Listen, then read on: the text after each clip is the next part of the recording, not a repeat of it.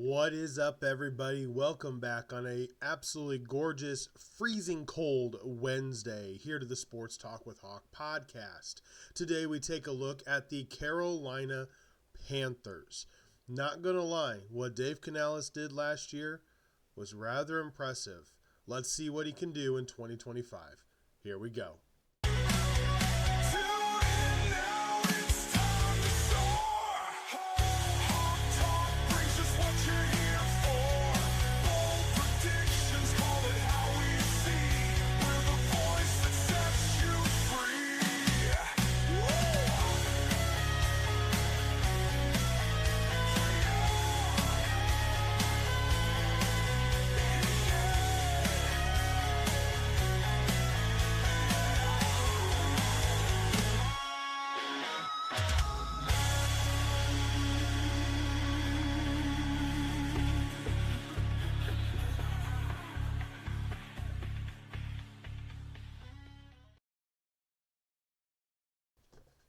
Hey guys, welcome back in. Here we go, another episode sitting here on a really cold Wednesday. Wind chill was negative last night. Temperature was in the very low single digits. So hopefully you guys are safe and warm. But we're going to talk about the Carolina Panthers today.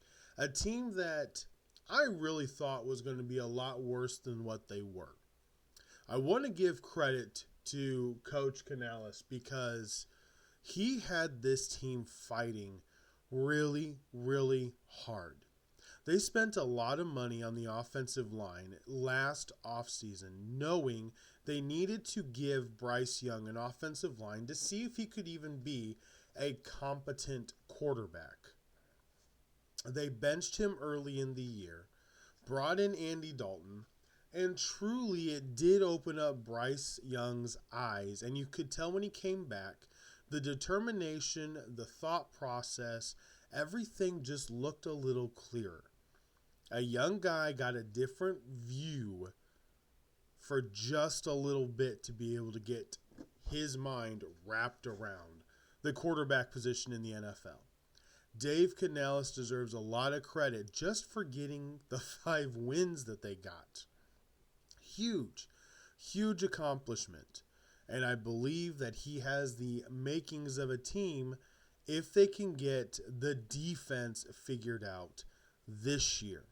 Offensively, when we look at the numbers, offensively, they were the 29th offense in the league at 298 yards a game.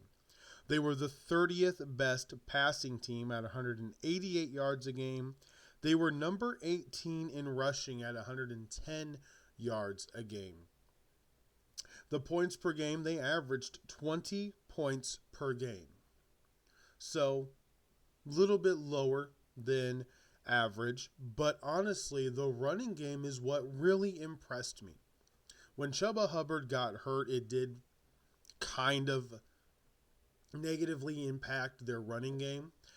I believe they signed Chuba, I believe it was a 3-year contract, if I remember correctly. But they locked up a running back that Dave Canales really likes. So this was the first Tampa Bay offensive coordinator to take a job that nobody wanted because of the owner. The owner got really quiet last year, if you noticed. Dan Morgan, the longtime Carolina Panther linebacker, is the general manager. Carolina royalty. You don't want to hurt royalty, especially with the fans. Dan Morgan did a good job. Yes, he spent and he overpaid a little bit. I'll admit that. But he spent on the offensive line to see whether or not they needed to move on from Bryce Young. It was really that simple. And their answer right now is no. The guy can be competent. He can be a franchise quarterback. Build up the team around him. You look at the thumbnail, $21 million in cap space, so not a lot. Bryce Young is still free for 2 more years before you got to figure out what you're going to do with the deal. I don't think he will ever be able to demand Tua or Trevor Lawrence money. Maybe he will, Maybe he'll get to that 50 million mark. I don't really see it happening. A guy like him, I think, honestly, will be happy with a $40 million a year contract. 5 years, $200 million, 110, 115 guaranteed. That's what I think will end up happening. Because if you don't have a team around you, Bryce Young is not a quarterback that's going to win it by himself. But Dave Canales empowered him to play free. And when somebody allows you to be free in your job, it absolutely unlocks your creatability that you have. The natural talent that is there that can be hidden when you're just in a system.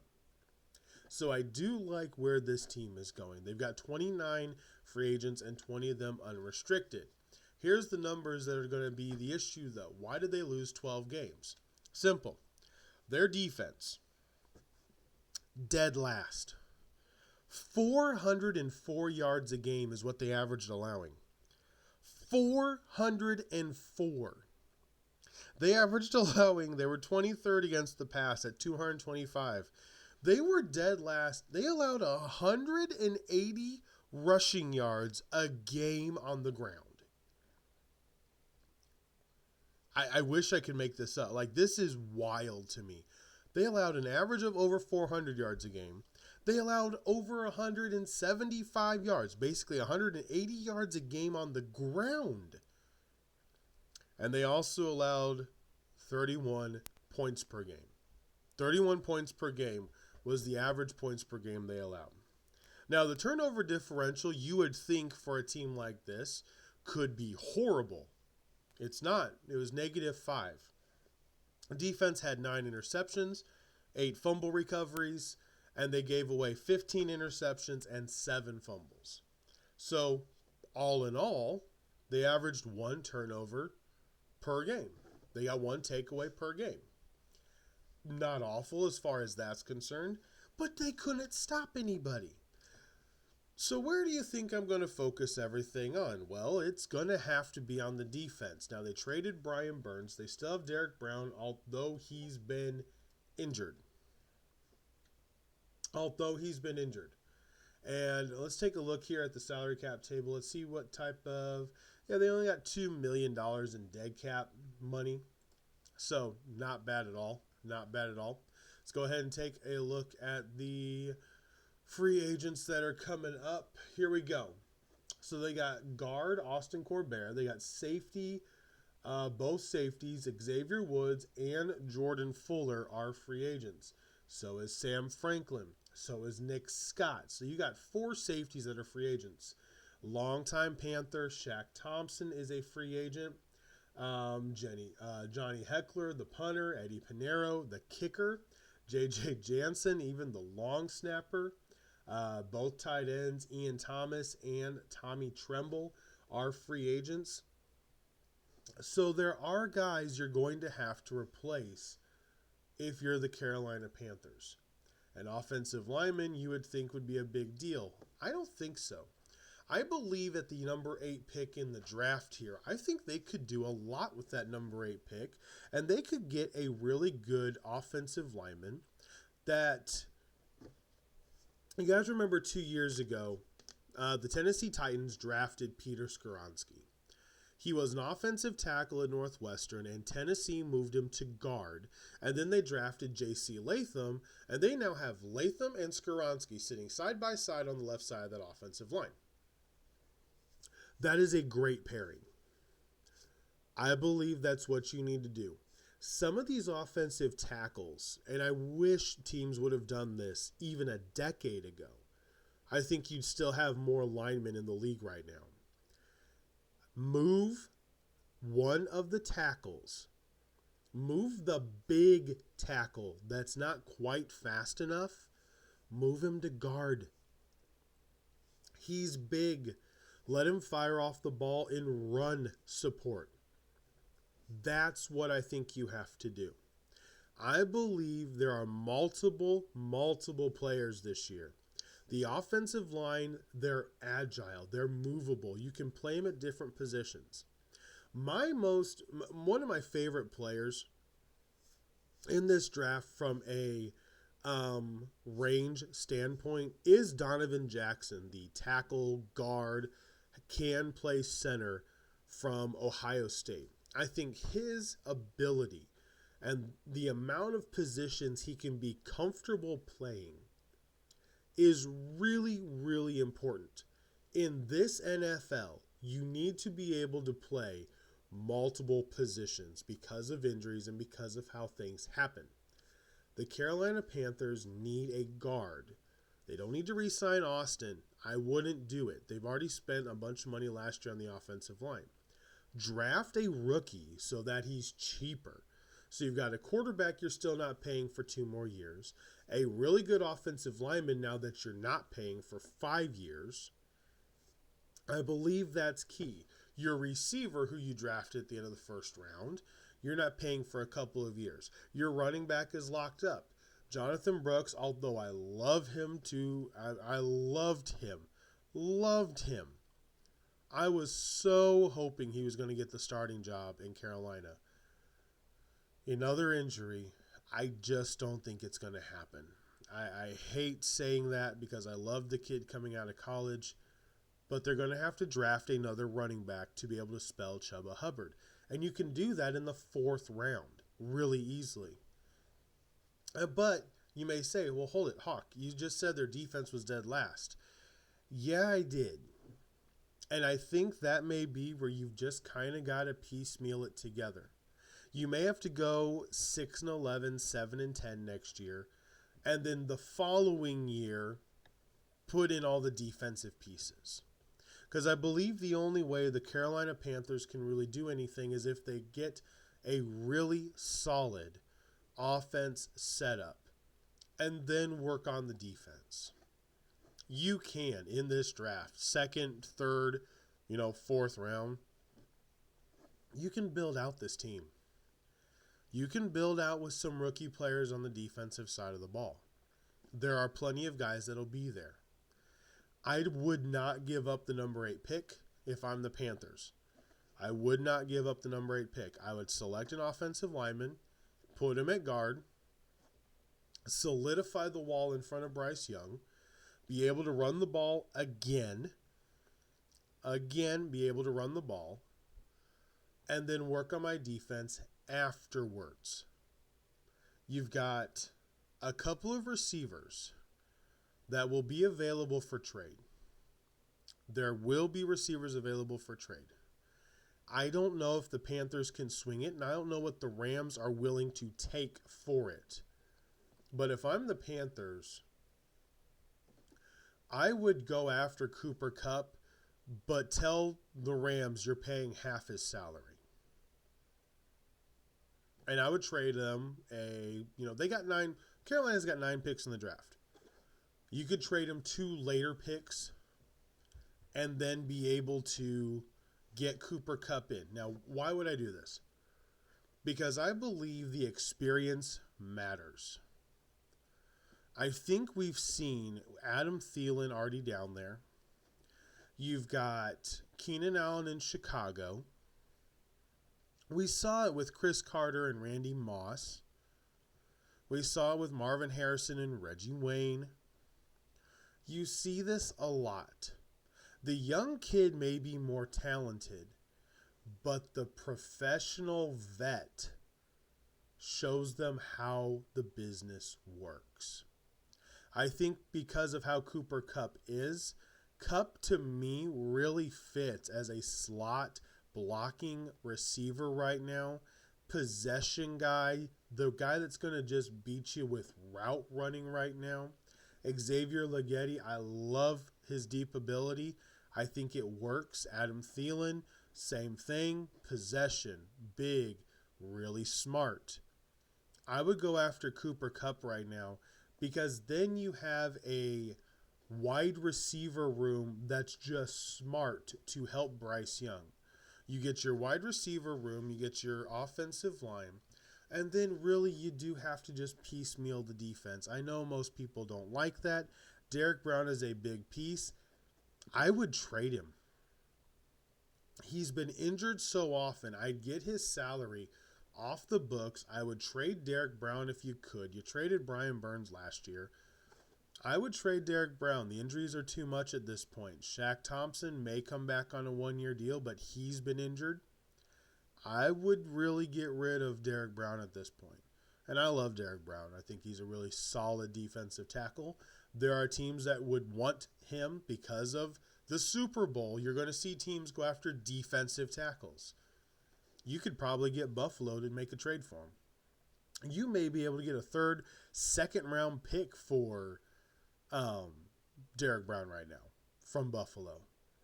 They need that defensive line presence. So I believe there's a market. It would open up cap space. You can make a couple more moves, piecemeal the defense together. There's a lot of mid-range free agents. Are you going to improve from dead last? Like that's legitimately the goal right now, is to just improve from dead last. If you can go from the 32nd best defense in the league to the 25th best defense in the league, be a top 25 defense, and you move from the 29th offense to, we'll say between 20 and 23 offense, maybe even top 20, you're good. You'll win 6-7 games. Keep improving. I said it yesterday in the Bears. Viability matters.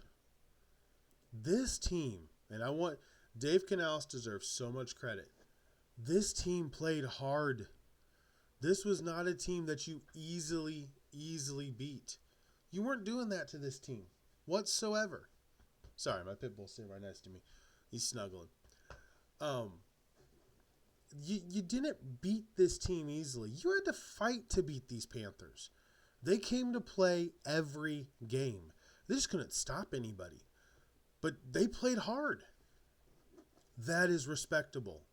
That shows the fans. There's no quit in this team. You don't want to play them because they're scrappy and they could pull out a W. They have no business winning. That's the team you want to have right now if you're Carolina. That is what you need to continue improving on. Listen, 6-11, 7-10, I think works. Improvement on this year. Improving the numbers. The record may not improve as much. Improving the numbers so that you can get better than in 2026 as well. You've got 9 picks. I'm trading 2 of them. I'm getting Cooper Kupp. I think he works because Dave Canales showed he likes running. Kupp can block. Thielen can block. But you got to be able to account for injuries because you're not going to get a full season out of Kupp. So you got to account for injuries. If I get 12 games out of Kupp, I'm happy. I can use him. Xavier's going to be my number 1. Thielen and Kupp are going to be numbers 2 and 3. I'm going to move them around the field, get them position matchups. Thielen's a little bit taller. Cooper Kupp's runs routes a little bit better. I think Canales could work with this. But it's going to be interesting to see what Dan Morgan does. He does need cap space to really improve this team. $21 million is not going to be enough to improve this team on defense the way they need to. They will have to make a couple trades financially to be able to get this to work. So we'll have to see what they do. All right, 9 picks, 29, done, and done. All right, there we go, guys. That is another snapshot down on a very, very, very cold day. All right, tomorrow we have, let me see, turn the page here. Tomorrow we are doing the Tennessee Titans. Oh geez, that's right. Just wait for tomorrow. You're going to be shell-shocked about this one. This one's going to get a couple of you again. Numbers don't match what actually happened. The number 1 team in the draft. Had a top 3 defense. Teaser alert. All right, guys. Thank you so much for hanging out and have an absolutely great rest of your day. Stay safe. Stay warm. God bless you wherever you are. Hopefully, we will talk to you guys tomorrow with another episode. Make sure to like the podcast and subscribe. As always, I deeply appreciate it. Guys, until tomorrow for Sports Talk with Hawk, I am Hawk, and I'm out. Have an absolutely great evening.